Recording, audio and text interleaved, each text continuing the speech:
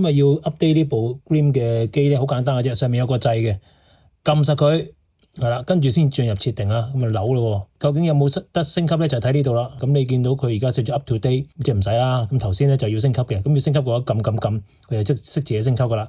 耐心等待啊！咁跟住升級完之後咧，就去翻呢一度 scan 呢個 QR code，跟住喺呢個電話嗰度咧就可以喺Web UI 度控制嗰部機新嘅功能啦。係啦，咁呢個就係 Web UI 啦。咁當然你都可以用遙控教啦嚇，不過我就未攞個遙控，多咗幾個輸入啦。喺串流嗰度除咗有 Rune 啦，亦都有 Tidal 同埋 UPnP 嘅。最緊要睇設定咯。喺 Tidal 同埋 UPnP 咧，你會見到有個叫做 Loudness Normalization 嘅呢一個功能，有機會影響到聲音嘅動態，所以記得擔心嘅話咧，好似我咁樣熄咗佢啦。嗱 Roon 咧有個特色就係咧，以往 Grim 都係用呢一個叫做 Connected to Roon Server， 經過咗 update 之後咧，你會見到喺 Roon 嗰度佢會辨認到一個獨立嘅音效裝置，唔單止係認到 Grim 嘅機嘅名啦、形狀啦，咁同埋咧嗰個 spec 咧亦都係跟得好足嘅。咁兩個都用到嘅，咁但係聲音邊個好啲咧 ？Roon 呢個咧細聲啲，不過咧聲音嘅細節多啲嘅。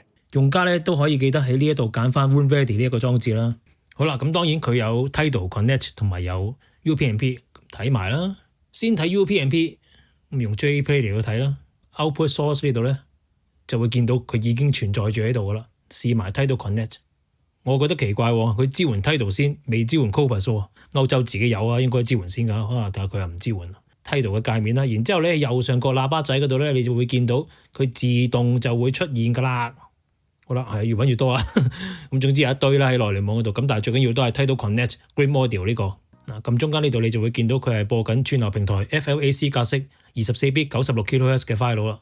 你係 Grim 嘅用家啦，咁你可以用 Roon 啦。咁但係如果有啲用家覺得我唔中意用 Roon， 咁你可以用UPnP， 咁連個 server 都可以自己砌。若然咧你話我唔想砌 server， 我唔想搞咁多 file， 我想直接聽串流嘅話咧，1蚊都唔想俾，咁你淨係訂Tidal嘅服務咧，已經可以用Tidal Connect 嚟到去玩呢一部機噶啦。